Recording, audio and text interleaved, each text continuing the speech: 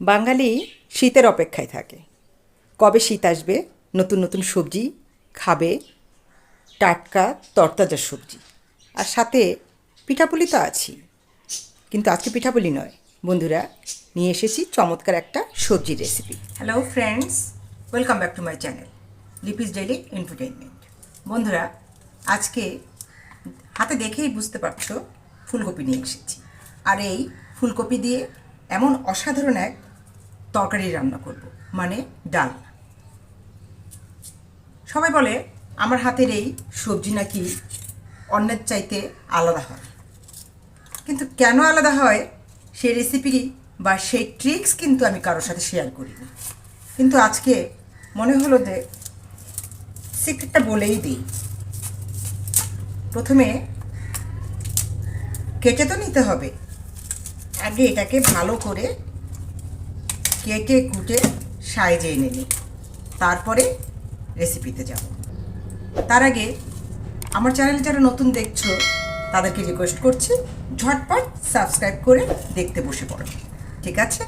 ততক্ষণে আমি সবজিটাকে সুন্দর করে ডুমো ডুমো করে কেটে নেব। ডুমো ডুমো বোঝো তো, মানে গোটা গোটা, একটু মোটা মোটা,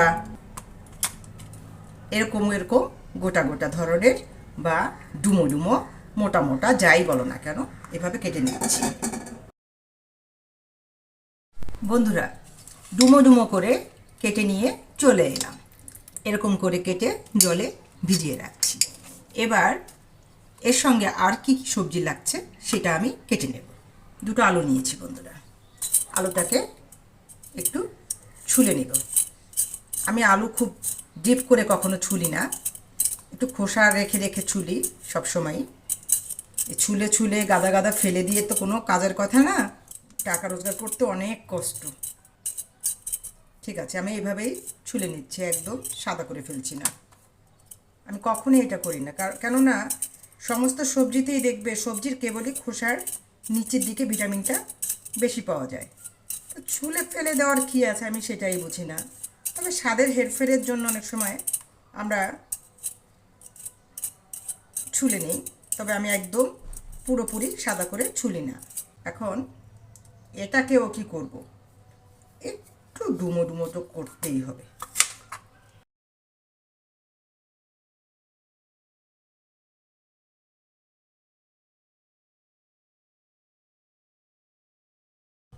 এটাকেও ভিজিয়ে নেব। এবার লাল টুকটুকে টমেটো,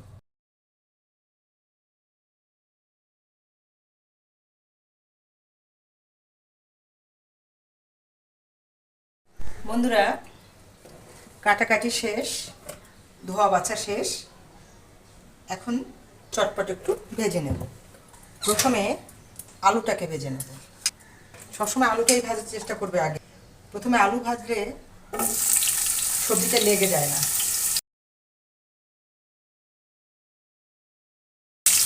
সামান্য একটু লবণ দিয়ে ভেজে নেব। আলুকে যখন ভেজে ভুজে এরকম করে ফেলবো একেবারে খড়খড়ে, ঠিক সেই মুহূর্তে দিয়ে দিব এই ডুমো ডুমো ফুলকপি। একই সাথে এটাও একটু ভেজে নেব।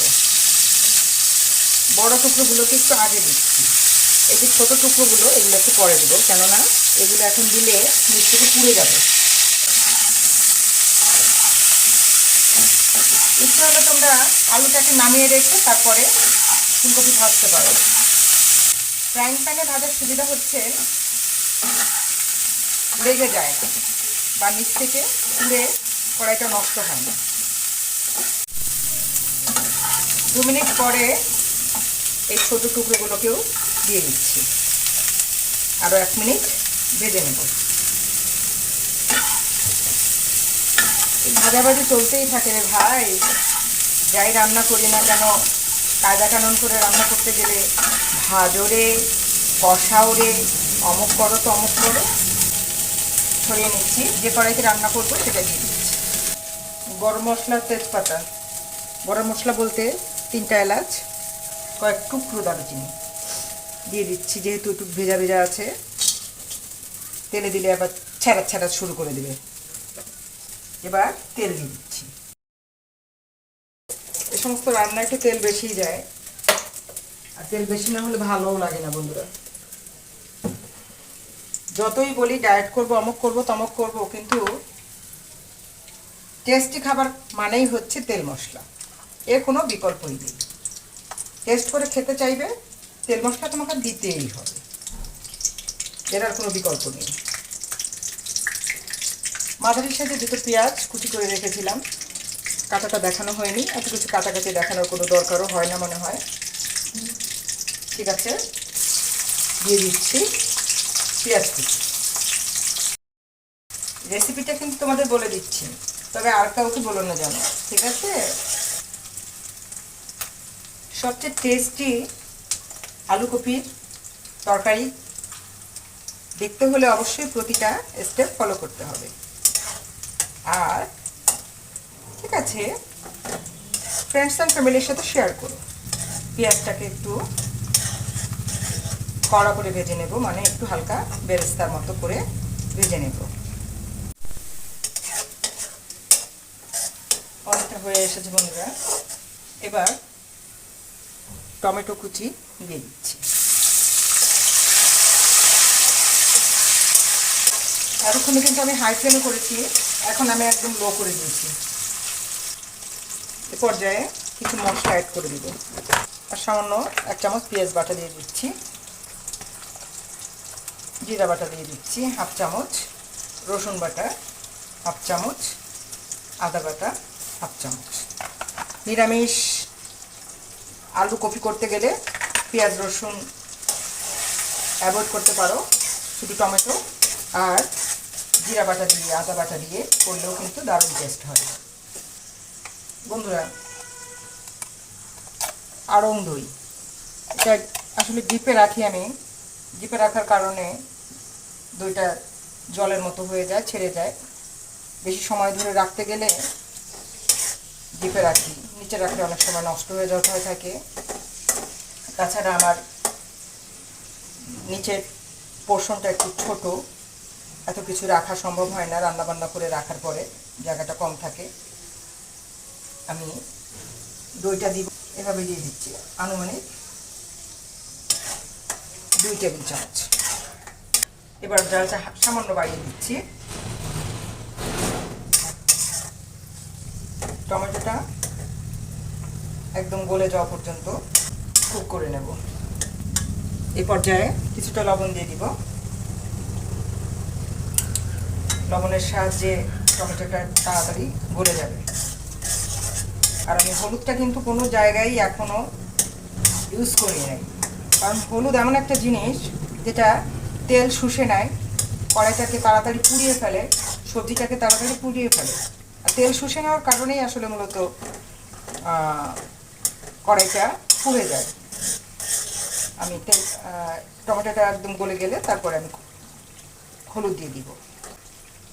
এক্ষেত্রে টমেটো এরকম কুচি করে না দিয়ে তোমরা পেস্ট করে দিতে পারো, তাহলে তাড়াতাড়ি হয়ে যাবে। এভাবে রান্না করলে দেখবে বন্ধুরা, তোমার শত্রু যে আছে সেও তোমার হাতটাকে চাটতে চাইবে, আর তোমার বাড়ি ঘন ঘন আসবে। কি ভয় পেয়ে গেলে? ঘন ঘন আসলে তো মহাবিপদ। যে দ্রব্যমূল্যের ঊর্ধ্বগতি, এই অবস্থায় যদি শত্রুও মিত্রের সাথে সাথে এসে বাসায় ভিড় করে তাহলে তো চলাই মুশকিল। অনেকটা দেখো গলে গেছে, আমি এখন হলুদ দিয়ে দেব।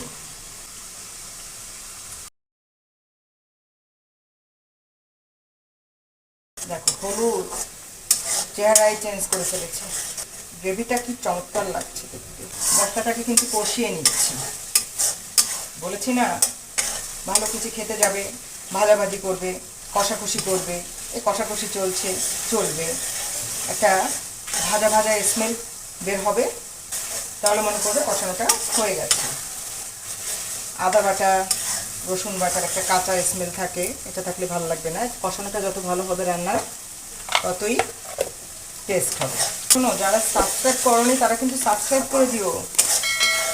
আর ফ্রেন্ডস অ্যান্ড ফ্যামিলির সঙ্গে শেয়ার করো। যতই আমি দুষ্টমি করে বলি না কেন, কাউকে বলো না, তারপরেও বলছি শেয়ার করো।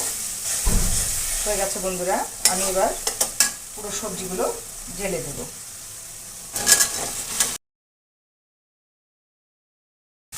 আরও মশলা কিন্তু অ্যাড করার বাকি আছে বন্ধুরা। আজও ভাজা হয়েছে, তারপরেও আবার একটু মশলার সঙ্গে নেড়ে চেড়ে জড়িয়ে করিয়ে ভেজে নেব, ভালো করে একটু কষিয়ে নেব। এই মশলাযুক্ত খাবার শরীরের জন্য ক্ষতিকারক কিন্তু মুখরোচক, তাই যখন আমরা অতিথি আসে তখন আমরা একটু ভালো করে মশলা টশলা দিয়েই খাওয়াই। আর সবসময় যখন আমরা খাই তখন কিন্তু তেল মশলা কম দিয়েই রান্না করার চেষ্টা করি। বন্ধুরা এখন কিন্তু আমি ঝোল দিয়ে দেবো, যেহেতু মশলা এবং আলু দুটোই আগে থেকে কষানো আছে, পরিমাণটা একটু কম দিব। তাছাড়া আমার চুলোর জালটা কিন্তু খুব বেশি আসে না,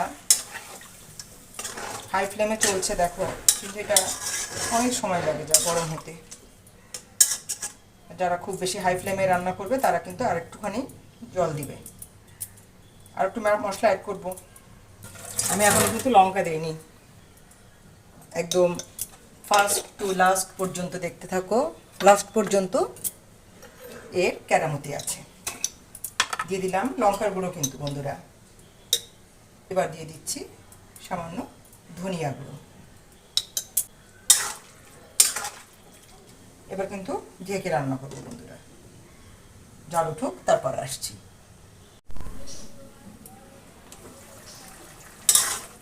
5 মিনিট পরে আসছি বন্ধুরা। আলুটা কিন্তু একদম গলে গেছে, আলু গলে যাওয়া মানে ফুলকপিও গলে গেছে।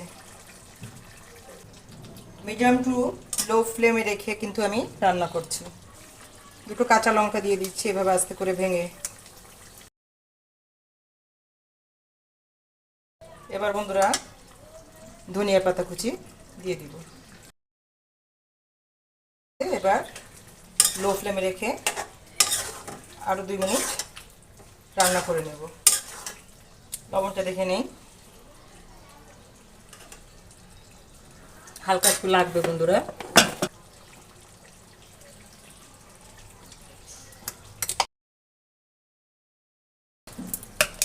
খুবই সামান্য একটু চিনি দিয়ে দিই, জাস্ট দেখানোর জন্য, আমি সচরাচর দেই না।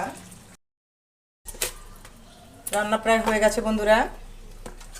আজকে ভিডিওটি কেমন লাগলো অবশ্যই কিন্তু কমেন্টস করে জানিও। বন্ধুরা তৈরি হয়ে গেছে এই অসাধারণ স্বাদের ফুলকপি আলুর তরকারি। এখন গরম ভাতের সঙ্গে বলো, লুচির সঙ্গে বলো, পরোটার সঙ্গে বলো, আর রুটির সঙ্গে বলো, সব কিছুর সঙ্গে এটা মানিয়ে যাবে বেশ। আশা করি আজকের ভিডিওটি ভালো লেগেছে। ভালো লাগলে অবশ্যই লাইক কমেন্ট শেয়ার করো। আর যে সকল বন্ধুরা এখন পর্যন্ত সাবস্ক্রাইব না করে চলে যাওয়ার চিন্তা করছো তারা কিন্তু সাবস্ক্রাইব না করে যেও না, কেননা আমার পরবর্তী ভিডিও নোটিফিকেশান ঠিক সময় মতো তোমাদের কাছে পৌঁছতে গেলে তোমাকে অবশ্যই সাবস্ক্রাইব করতে হবে। ঠিক আছে বন্ধুরা, আজকের ভিডিও এই পর্যন্ত। ভালো থেকো সবাই, টাটা।